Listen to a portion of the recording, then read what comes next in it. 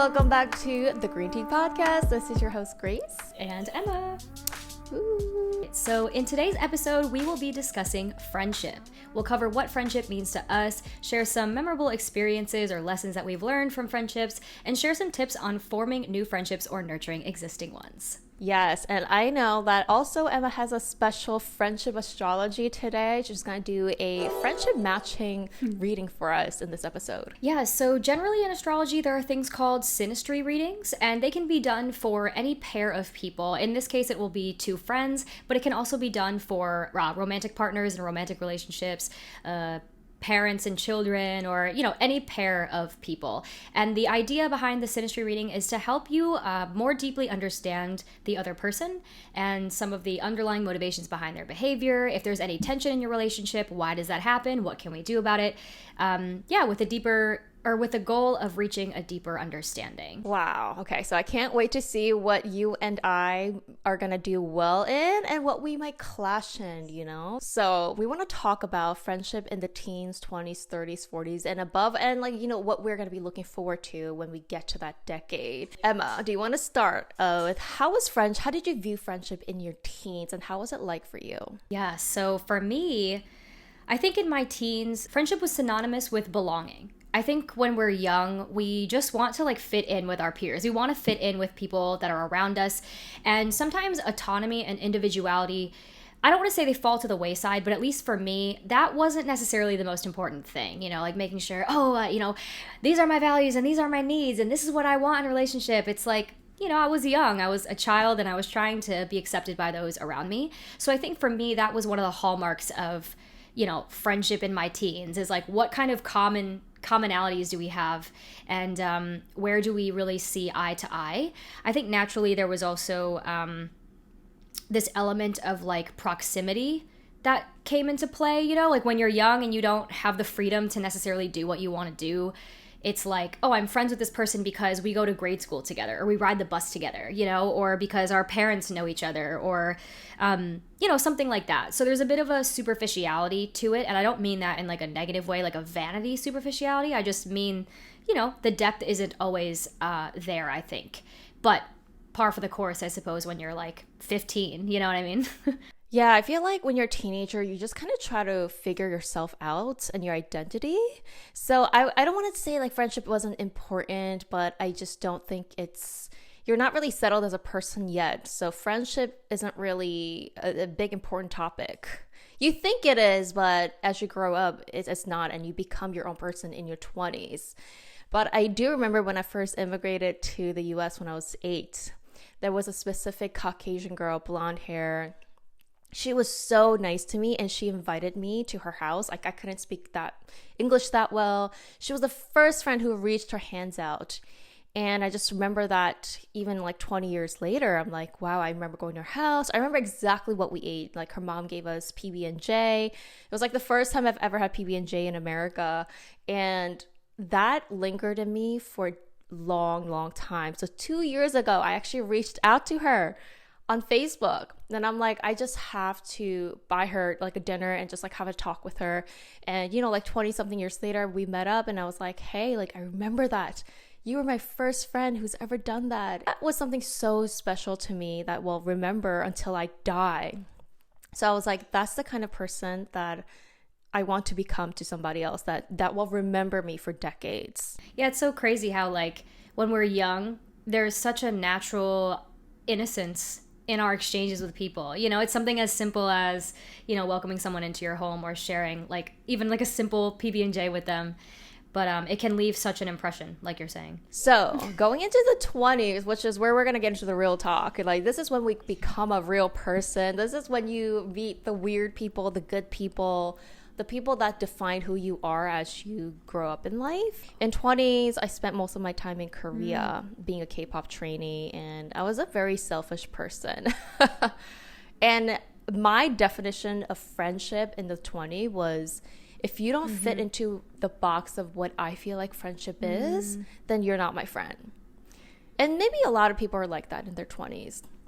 You don't have a lot of understanding, and you have a lot of judgment, and you judge a lot of people in your 20s, let's be honest. I think when we're in our 20s, it's a time when all of us collectively are like finding ourselves, you know? We're trying to understand like what really is my identity. You know, they say that your 20s are the time for you to figure yourself out anyway. Anyway, excuse me. And I definitely find that, well, I guess I'm not in my 40s, so it's not like I can speak to that, but I definitely find that there was a little bit more turmoil in my 20s in friendships than, say, in my teens. And I do think part of that is just because, yeah, you know, you meet a ton of people and some of them you find really align with you and some people don't, you know, and it's not always to villainize anybody or anything, but yeah, I think that that's evident as well in friendships. Yeah, I remember when I was a K-pop trainee, there was a friend that I thought like was the perfect match. She was like loud. She was very like opposite of me. She was super friendly when I was like super shy, and we had a lot of like commonalities. And as like a year or two went by, you know, she was the type to that loved people, that just want a big group of people. And I was like, I like intimate groups. So that's when we started to little clash. And I was like, damn, I kind of started to be outwardly a little ignoring her in a way. And I look back and I'm like, gosh, why was I like that? But, so for example, like if you didn't fit into my box of friendship, I was like, I don't think we could be friends. So there was one time I wanted to meet up with her. It's been like months. And we went to go drinking. We were like talking together about what's been going on in the couple months. And I remember like some people noticed us, like she was in like a TV show. And they're like, "Ooh, can we drink with you? Can you drink with you?" For me back then, I was like, hello, if I called you out and if I haven't seen you in a couple months, let's have like a one-on-one time. But she's like, yeah, come in. Like she had like multiple people at her tables now. And it just got so complicated for me. Ever since then, I was like, I don't think we could be friends. I didn't say that to her, but you know, looking back now where I am, I wish I could have been more open, less judgmental, and be accepting of who that person is rather than trying to fit them into a mold. And if they don't, it's okay. You know, I meet them when I want to party, and if I don't, I don't. That's the kind of mindset I have now, but just a little example of, you know, how ignorant I was in my younger 20s. You know, it's funny that you say that because I feel like I can really relate to a lot of what you're saying. And I know that in our natal charts as well, which I know we'll get to it, but even in our natal charts, there are similarities between our sun sign and our moon sign and what that means for us consciously and unconsciously. But I really resonate with what you're saying about feeling like people had to fit a certain mold of what it meant to be like your friend. Like they had to align with your expectation of what a friend was supposed to be, and if they didn't fall inside of that, it was very easy to write somebody off as like, oh, I can't be friends with that person. And I really resonate specifically with what you're saying about I used to think that like people sharing the same beliefs that I had was really important for friendship, and I do think to some degree, of course, like a similarity is I don't want to say necessary, but it's important, you know. But it was to the point where, like, if somebody didn't view the world the exact same way that I did, I would tell myself, like, oh my gosh, I don't know if we can be friends. Like, is this going to lead to a problem down the line? And it's like, kind of like you said, I wish that, you know, maybe, especially earlier in my 20s, I could have been a little bit more open-minded and flexible and had a better understanding of what it meant or what it means to accept somebody as they are and still recognize that you could have maybe a different type of friendship or a different like level of closeness or intimacy with somebody. You don't necessarily have to just write off anybody who doesn't fit, like you said, a mold that you put out there, you know? But speaking of the other side, when I was younger, because I was in the K-pop entertainment, I wanted to fit in so bad with like the singers and the actors. And obviously there were many times when I was able to go to these in Korea. There's a lot of drinking, you know, parties. So I would go to this drinking party and I would try to fit in so well with these other idols and K-pop idols and singers. And I would pretend to be somebody I wasn't inside. Like I would pretend so cool and chill and mysterious. There's this one person in our friend group and he always had like many celebrities around him, and like he was like the person who like gathered everyone at his house. So I met a couple of these friends and we just started to kind of go clubbing, and there was this one pretty famous singer and we were like standing in a little group, and one of the girls, I think she was a model, and she was like, oh, what should we do? Should we go in? Whatever. And I was like, yeah, let's go in, everyone. Like, let's have a fun time. But then these girls, obviously, who were more famous than me, they kind of just looked at me and they like kind of ignored whatever I was saying. And you could just tell that vibe, right? It was very clicky, but I mean, I was confused because at times she would talk to me, she seemed really nice, but also a lot of times they would kind of ignore you. So was that because they were more famous than me and they didn't want to fit me in? They didn't think I was cool? Maybe. I just realized from then on, wow, like I wouldn't want to become that person. Like I wouldn't want to be the person that they ignore just because maybe I'm not as famous. Maybe I don't fit in. That really woke me up and said, I don't want to treat somebody like how she treated me. Again, I don't blame her. She was young too. I was young too, but you're going to run into those people a lot in your 20s. I mean, I know I've told you this before, but even the way that we became friends, you know, I'm somebody who, like, comparatively speaking, is not famous by any stretch of the imagination, you know? And so the context of how we met and knowing that you're somebody who already has some type of fame, it was really, I think, eye-opening for me, because if I'm being completely transparent, I definitely think that I had a bit of a negative perception of, like, influencers or people who, you know, like, influencers, basically. I had a negative perception of influencers because most of the people that I had met that were influencers came from, like, nightlife or something like that, you know, and the environment is similar to what you just described. It's very cliquey. It's who's the coolest person in the room, and like, ugh, we can't have anybody over here that's not cool or not pretty or not whatever. And so I felt like it was a little bit superficial, and I had gotten to a point in my life where I was really trying to not take those judgments and, like, project them onto other people that I met. So when you and I met and you were open to, like, developing a friendship with me, even though I wasn't, like, super famous or, you know, whatever, that actually really stuck out to me. And I remember it's something that I, even to this day, like, I still think about that. Because I think that obviously, you know, getting to know somebody runs much deeper than the social clout that they have, you know, or like how much fame they have. And so, yeah, I would say, you know, it's just my opinion, but I would say you're doing a pretty good job in not being that girl that they were to you, you know? Do you have any stories of a friendship that changed for you in your 20s? The 20s has been very interesting for me. I'm technically still in, like, my 20s, but I've watched a lot of my friendships evolve over the past, let's say, 9 years. But I did have this one friend. We were just, I think, both at a point where we navigate the world very differently. You know, like, I'm a kind of a loud, really direct, could be a little bit blunt, maybe insensitive type of person, you know, at times. And she's a lot more reserved, I think, about things, and she tends to keep a lot of things to herself. And so you can see how, like, if there's tension in a relationship, that could cause clashing. And yeah, it just kind of got to the point where I think we started triggering each other. I think, if I'm totally honest, there were maybe moments that I made her feel judged, you know, for who she was, or, like, maybe the way that I would speak would make it seem like I was criticizing her or trying to tell her that she wasn't doing things right or whatever. Just knowing myself and my own shadows, I think that might have been part of it.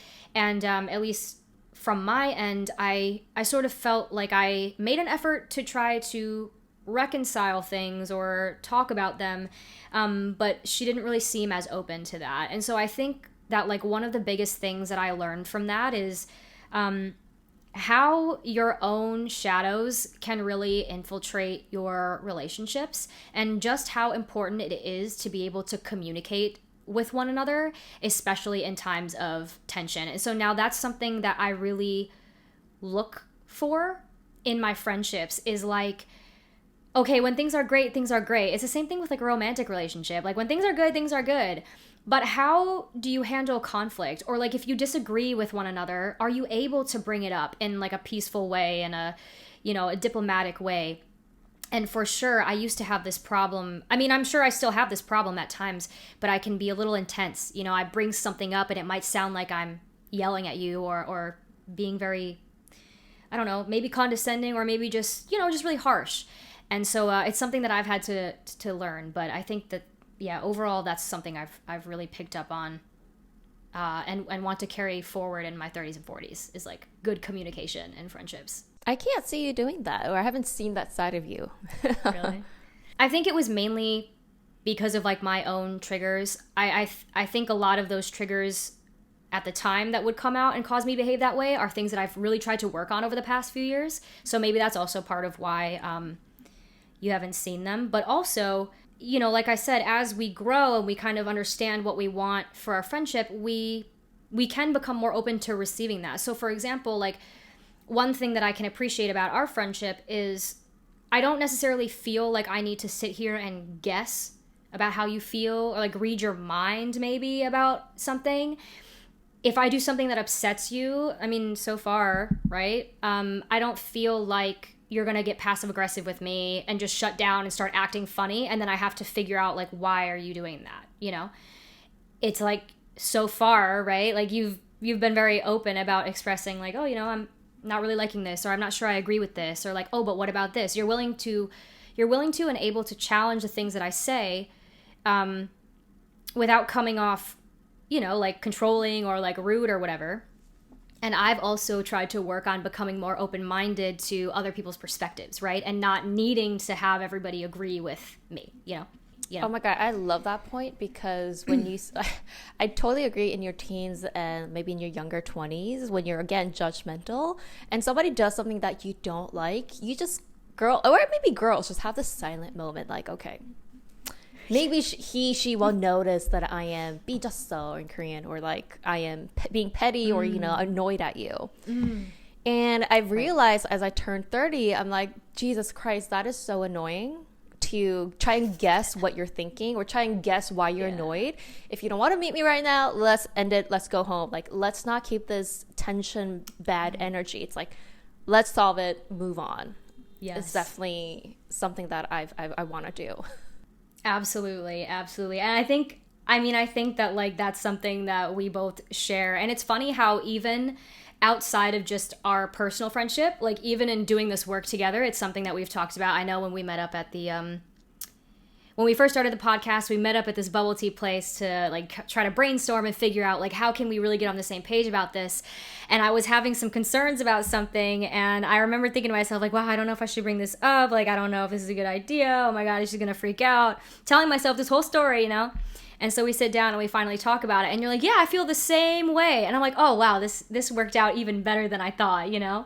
Same thing, you know, you would openly share if you were having some thoughts about something, and I really feel like it alleviates any potential conflict that could happen, at least at those points, you know what I mean? Like that could have turned into a serious issue of festering and pettiness, but yeah, I definitely recommend being just transparent, open, and communication with somebody or anybody. And if they are not open to receiving it, it's okay, because it does happen. There are people who are not communicative, you know, and you just know that you don't have to be friends with those person. We're not saying you have to be friends with everybody, but you'll be surprised how many people are willing to understand and be communicative. But I do want to get into the red flags of a friendship that you might have experienced in your life. I definitely do have one, and this is a type of friend that I don't want to be friends with after, you know, living 30 years. You guys probably might have met somebody who always changes group of friends, like every couple months. You might notice that this person always has this facade and has this like performer type of energy, and they're always like wanting to feed off of friendship, and like, they just can never be alone. There are people like that, if you guys know what I'm talking about. There was a particular couple people in my life where I would meet a lot of friends through them. I'm like, wow, this is great. Like, they have so many friends. And then a couple months down the road, I'm like, oh, what happened to this person, this person, this person? That to them. New group of friends they have. Okay, like, it happens. That happens for multiple years. Like, I've met somebody through this person. They're like, nope, unfollow that person. You know, they did this to me. They did that to me. And it wasn't one or two person. It was like every person I met through them, dead to them. So I think somebody who might bring a bit of negative drama all the time into their life is going to affect you at the end of the day. So that's one person, that type of person I do want to stay away from. I'm not going to lie. I just don't vibe with them. Sorry. Wow. Wow, that's so, listen, you heard it here first, folks. That's, you know what, that's actually such a good point. And I was just thinking about this earlier too. That's not my answer, but you actually bring a really great point to the table about there are certain people whom I find like drama follows them everywhere. And like you said, there's like a performative aspect to their friendship. It's not like genuine, you know? Wow, I'm just like, yeah, keep telling me more about this. Like, this is just fascinating. I guess for me, the one type of friend, I suppose, that I try to stay away from is somebody, or is friends who are opportunistic. I'll just say opportunistic because that's the shortest way to sum it up. But people who are around when they are benefiting from something that you're doing or benefiting from the friendship, but then when you're not always giving, they're gone. You know, they're not even, they don't even know you, they don't talk to you, you know, and then the only time you hear from them is when like they need something. Now, of course, I cannot be devoid of responsibility here, and I know that in some form, like if I'm that person that feels like people are always taking from me, then I need to do some self-reflection and ask myself, like, why am I allowing this? Do I have boundaries set? Am I giving somebody the wrong impression with my behavior?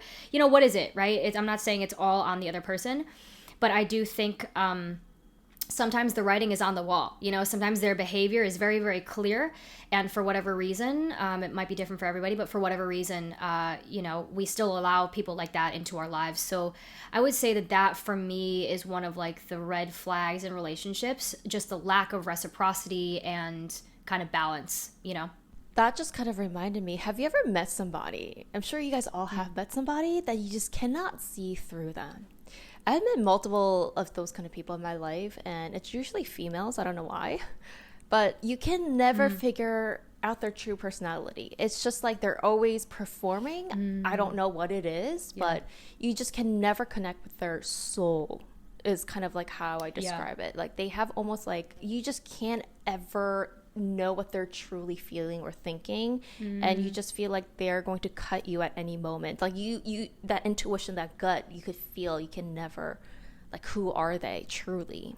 Have you met those kind of people? Do you know what I'm talking about? I think I know what you're talking about. Like, to me, I would describe it, and of course correct me if I'm wrong, but I would describe it sort of as like a social chameleon. It's like people who are so good at taking on these roles of whoever they're with that sometimes it genuinely makes you wonder, like, who actually are you? Like, are you really this person? Because over here you're this person, and then over here you're this person, and I'm lost.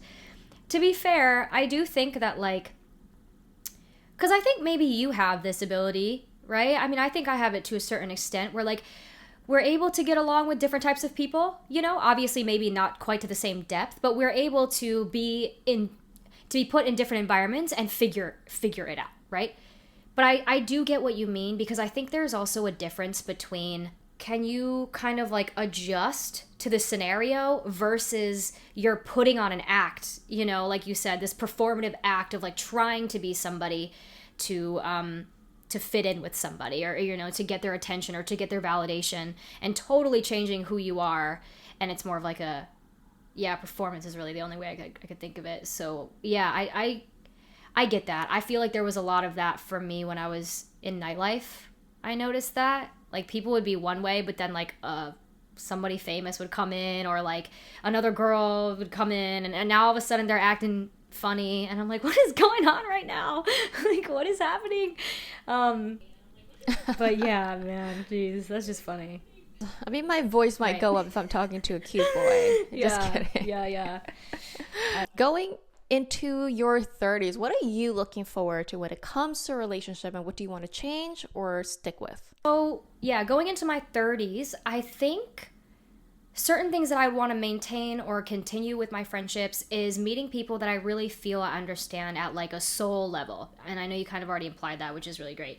But people that I really feel like see who I really am past the image that I project, or past what they see with their eyes. You know, like, do we really vibe on that soul level? Do we really understand each other? Do we respect the differences that each other has?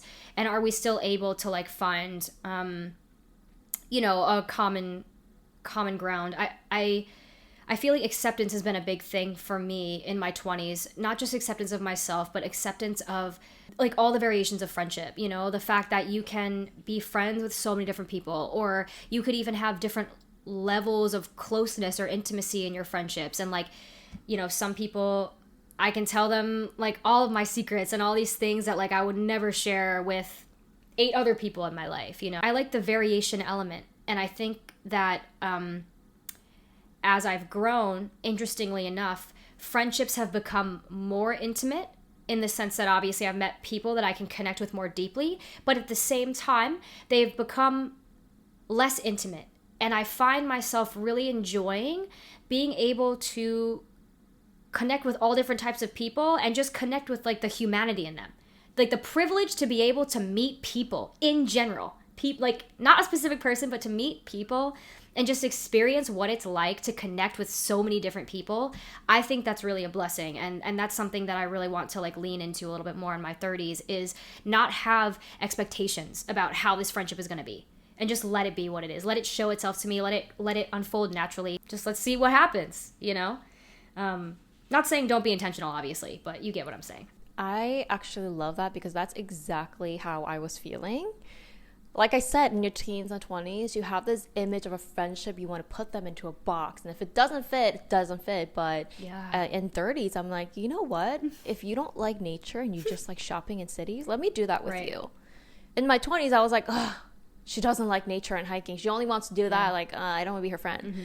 Now it's like, I have friends who love nature and hiking and don't want to shop. Like, let me do that with them. Yeah. It's like you have no attachments, like you said, no expectations, and you just go with the flow with that person's energy. Like, I don't have to be one color for one person. Like, you could be multiple chameleon colors for everybody out there. And like you said, genuine humanity that you get to really connect with and have this collaboration is like totally beautiful. I didn't have a lot of friends until like I turned 30, and I was like, you know what, I want to get out there and I want to collaborate. I was like afraid of collaborating with people, but once I reached out and like started to see the benefits of having so many different type of friends, like a rainbow, like I think my life has elevated like 10 times more. The idea of collaborating in life in general, not just your career, is amazing. Now I look back and I just can't go back. Wow, that's so beautifully said. I totally agree with that, and I totally hope to like have even more of those experiences, you know, like as I move into my 30s as well, of like truly feeling like I'm collaborating with people, not just professionally obviously, but like you said, personally. What do you think is like, I guess now, because you've been through your teens, your 20s, and technically you're in your 30s now, also your birthday is coming up at the end of May. What would you say is like, do you think it was a bigger change going from like teens to 20s friendship or 20s to 30s friendship? Definitely 20s to 30s. I think teens to 20s, you're still really young and you're still very selfish. Not saying that people who are older can't be selfish, but I've learned to be flexible with somebody. And that's the biggest thing I wish I had, you know, when I was younger. It's to just sit down and understand that person. Yeah. It's okay if you're only black and white. Dude, that's cool. So just being open to people, but that also doesn't mean you have to be friends with A to Z. Like, you don't have to be friends with everybody and be kind to everybody. There's definitely people that I don't vibe with, period. Like I said, the type of people I just mentioned earlier. I'm also selective, you know. It doesn't mean I'm gonna go out and be friends with everybody, but also being flexible at the same time. It's a balance. Yeah. That makes me wonder, like with what you just said about being selective about your friendships, I find that as I get closer to my 30s, I try to treat like my friendships as more of an investment, you know, like in a strange way. Like, of course, some friendships, and just like I said, generally I try to just enjoy the aspect of connection. But I do find that with my close friendships especially, I really try to treat that like a long-term investment. I really want to try to show up for my friends and like make sure that they know that I'm here for the long haul. I'm not going to be like up and gone tomorrow. And I guess I'm curious if you feel the same way or not. You know what I mean? I mean, I am the type of person who wants to have long-lasting friendships. Like, I don't want fast food like friends, you know? Yeah. Like, I want to be friends with you till we're like 50, 60, 70, till we die, you know? Maybe it'll happen, maybe it won't, I don't know. Right. But I also don't want to have attachments. I love what you said earlier. You're like, you have no expectations. Right. We're not in a box. Yeah. Like, we collaborate, and maybe you might move. Maybe you might get married next year. Like, who knows? But I still want to stay in touch with you. But life changes, and that's okay. Yeah, that's a really good point. I definitely think that we can, like, nurture and invest, if you will, in friendships that we have, but also, like you said, be balanced in that and not have any expectation that like, oh, that means this has to last until we're 70, you know, or it has to last the next 20 years because I've been investing. It's like, no, you know, you just invest because you care about somebody, because you want to nurture that relationship. It's interesting because similar to what you said, I feel like I didn't really have a lot of friends, I guess really my 20s, or at least like close friends. And for me, that's because when I was younger, like when I was in grade school and middle school, my family moved around a lot. So I actually sort of learned that like friendship is only for a season and like friendships are temporary. So I would actually even argue against myself in that part of the reason why I didn't have that many friends was because I hadn't really learned how to like nurture a long-term friendship. Or like I just like unconsciously expected, oh, this is going to be over in like a couple years anyway. So like I'm here, but like, you know, I'm not going to get attached. I don't want to get attached to this person because I don't want to be sad when I have to leave. And I think in general, that's just a lesson that I've had to learn in my life in general is to not be so attached to things needing to stay the way that they are when you first meet somebody. But I think it's interesting how our childhood or our past can really inform the lessons that we've learned about friendships as we get older, you know. I do want to say one story time. And this is regarding you don't have to let everybody into your life or be an open book. There was one time when there was this older man who talked to me on the train, and it turns out he was like a cool guy. He actually wanted to hire me to do like social media marketing. And at times, like, wow, you never know if you talk to a stranger at a random location, what could happen to you. But there was this also another time when I was trying to be an open book, and I actually ended up taking the wrong train. And I didn't even realize this because it was late at night. I've never done this ever before. But I was in the wrong train. I didn't know at the time. And this guy sits next to me and starts talking to me. He's like, oh, like, where are you from? Blah, blah, blah. You know, my mom is like a designer. Oh my God, you do music. Like, I have this like producer friend. And he was like calling his producer friend in front of me, like, say hi.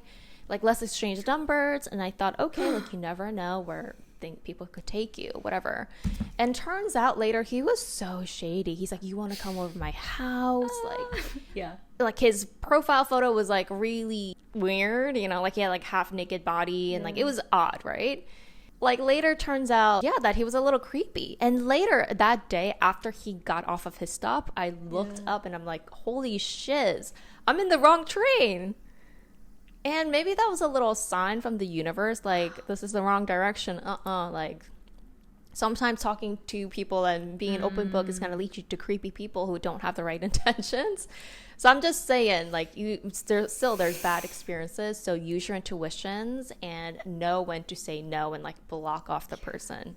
Just want to put it out there. I have something to add to that. It's not a specific friendship that's occurred in, but I feel like one of the lessons that I've really had to learn in my life is that there are people out there that don't have good intentions. Like you said it perfectly.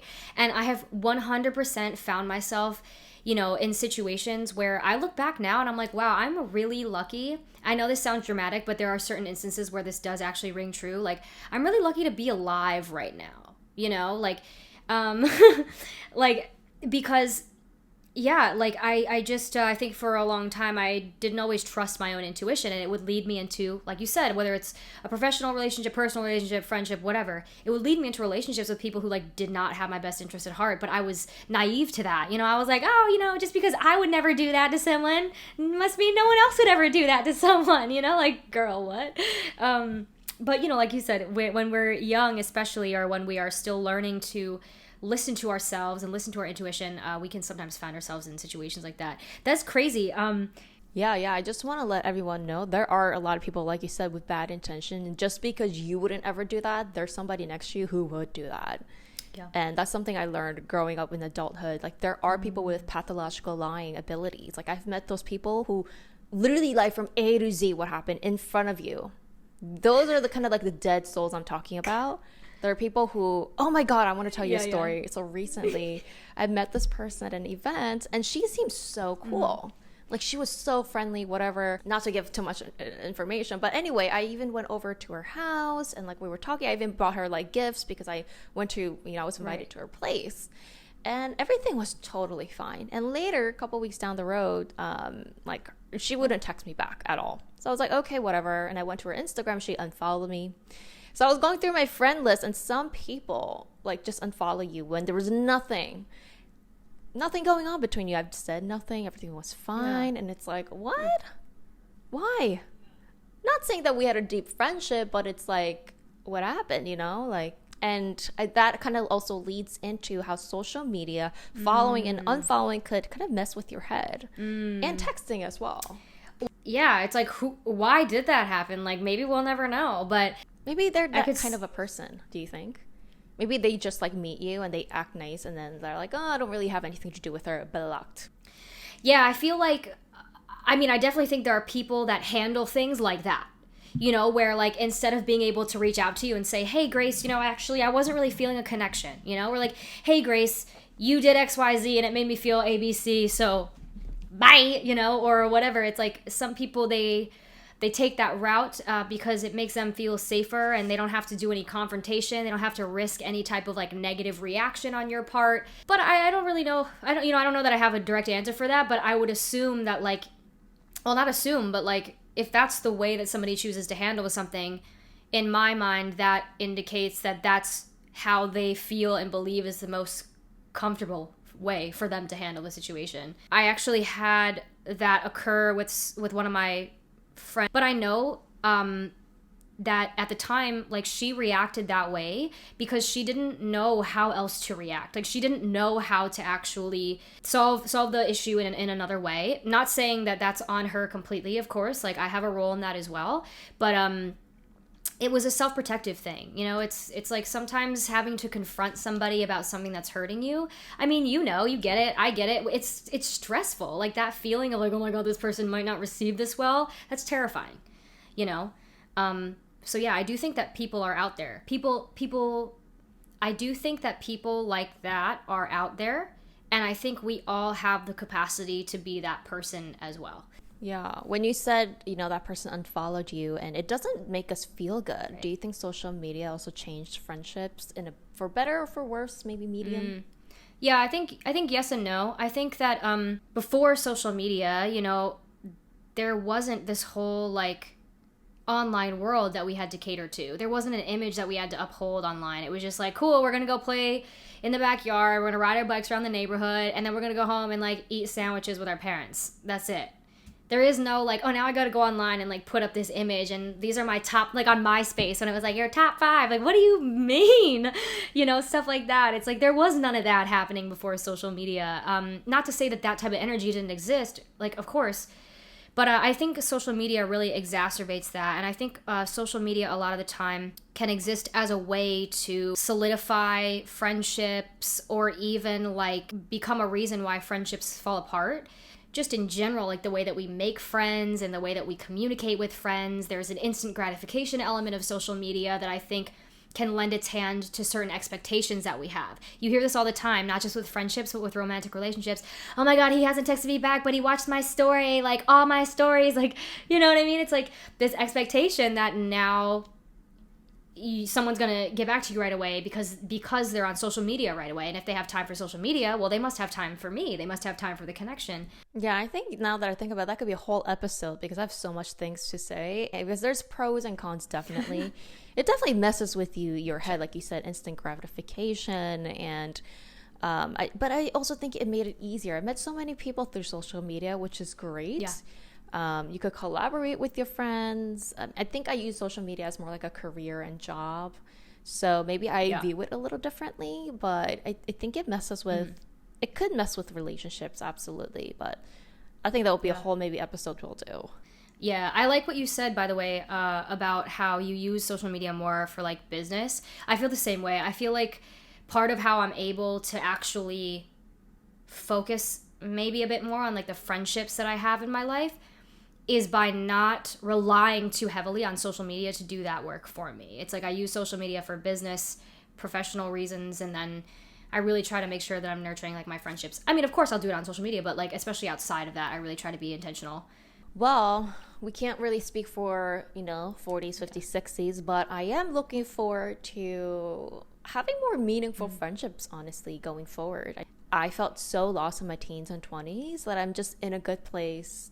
I learned detachments and attachments, letting the universe let it happen the way it's supposed to be and just being peace with everything that happens beautiful. as is. Yeah, I agree. I think I'm looking forward to more harmony in my relationships. Even if there's not necessarily harmony, like the ability to navigate disharmony better, like you said, with this idea and this principle of like detachment, and not having expectations, not like clinging to anything needing to be a certain way. And hopefully, as I get older, I'll also meet people who have learned that same, lesson, or they approach friendships in the same way. And I really want to get to the point in my friendships where I really feel like super, super, super vulnerable. And I know we sort of had a conversation about this like last week, but I think for me, sometimes it can be a little uncomfortable to like acknowledge, especially to my friends, like when I'm really struggling, for example, like when I'm really struggling with something, I have a tendency to talk about it like,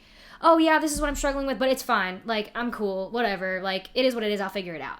And even if that's true, like in my own mind, and I know that I will figure it out and I know that I'm still fine, sometimes like I really wish that it was easier for me to just say to a trusted friend, like, I'm struggling with this.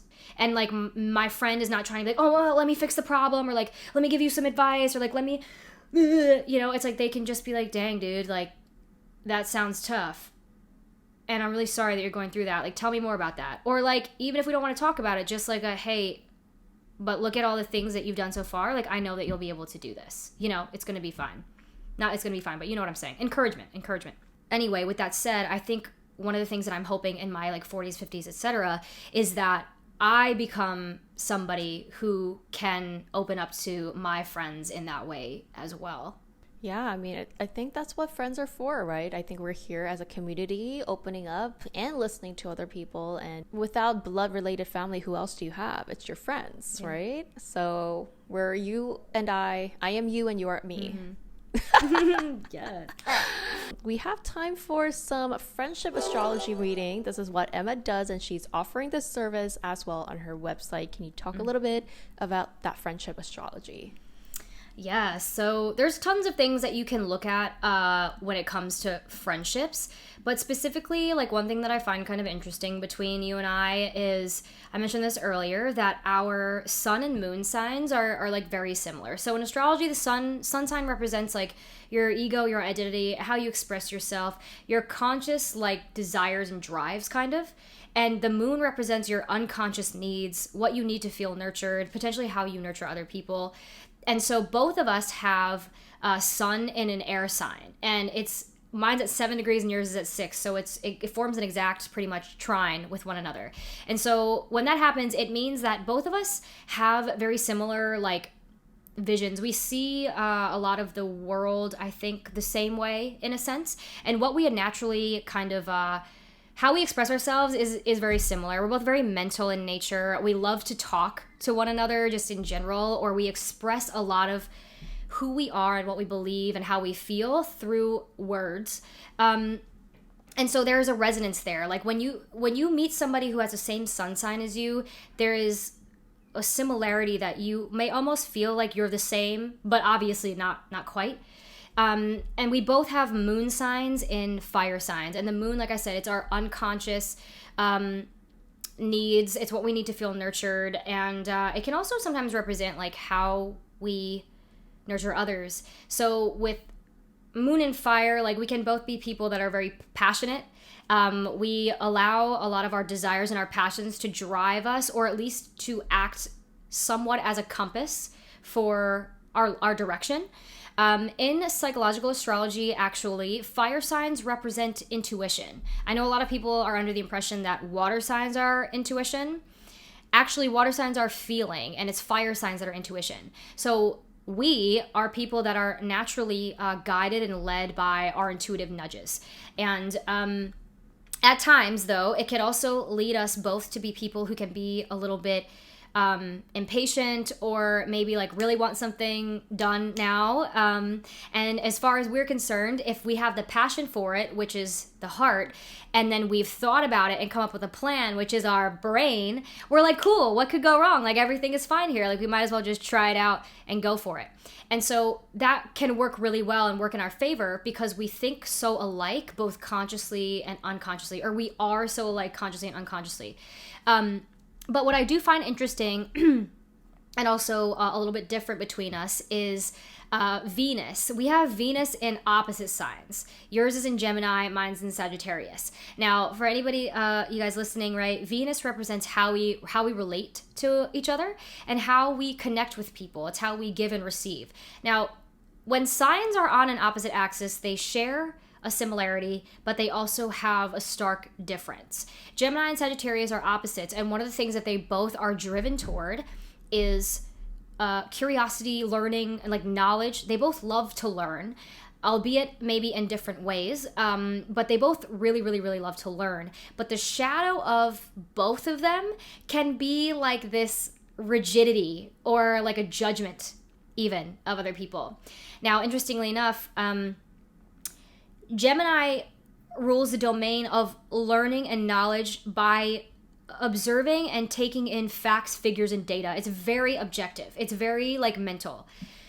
Sagittarius, though, is all about intaking knowledge from experience, from like going to other places and experiencing other cultures, and it's a philosopher. So there's a subjective nature to Sagittarius. So you can see how like they're both similar. They both involve learning, but one is very objective and one is very subjective. It's Sagittarius is about like belief systems and ethics and morals, which there is no like right or wrong to that. There is no fact of it. It's just whatever you believe. Whatever your moral compass is what it is. It's not right or wrong. And then Gemini's kind of not opposite, but it's very much like, no, this is the fact of it. This is the science behind it. So there can be a clash at times there when like connecting with each other if one of us is coming from that perspective and the other person is like, what are you talking about? Like, whatever. But I think specifically what I wanted to mention about this is both of us referenced in some form when we were younger being a bit rigid or judgmental in the past when we were younger with friends, and how like if people didn't fit specifically in a box that we had carved out, we were like, oh nope, on to the next. And interestingly enough, that really fits with both of our Venus. For me, Venus and Sagittarius, because Sagittarius rules belief systems, I can have this problem in my romantic relationships and my friendships, as any relationship, where I used to really struggle to become friends with people who didn't share the same belief system that I had. I'd be like, nope, sorry, we don't agree, bye.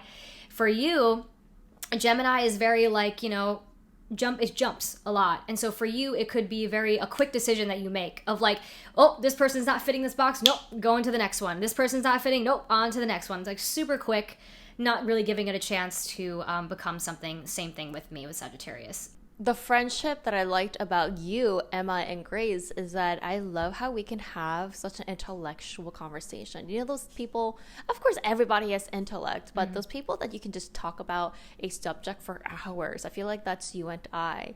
And then it's so interesting because I think of somebody else and I'm like, our conversation can't go more than 5 minutes. It's like something isn't clicking. And it's so interesting how like, just like dating, even in friendships, there is a match and a mismatch when... I think that's just so funny. Just like even cats and dogs, like certain cats can't get along, but with another cat, they'll get along. Yeah. Totally. Yeah, I totally agree that like the sun sign, having two people with sun and air signs, and then we both have Mercury in air signs. Like my Mercury is Aquarius and yours is Gemini, and Mercury is the planet that specifically is focused on communication. Having them in air signs, I definitely think that contributes to like our ability to do that. And I totally agree. Like one of my favorite things about our friendship is like we can sit on the phone and talk for like 5 hours. Like it's just crazy. Like in all the best ways, I love that we can do that. And I love that you have such a curious mind and that you want to know more. Like that thirst for knowledge and that thirst for like just more mental stimulation. I'm like, yes, this is so cool. All right. Well, I hope you guys enjoyed that friendship episode. That was so fun. And even getting a reading between you and I, not just been in datings, right? You could get readings with your families and friends. I'll put my website in the link in the description. But yeah, if you want to kind of deepen your friendships or better understand your partner and figure out how to have like a healthy relationship, definitely check that out. I would love to read your guys' charts. There's a lot to uncover even just in an hour. Thank you guys so much for watching, and let us know what you guys have thought about this friendship episode. See you next time.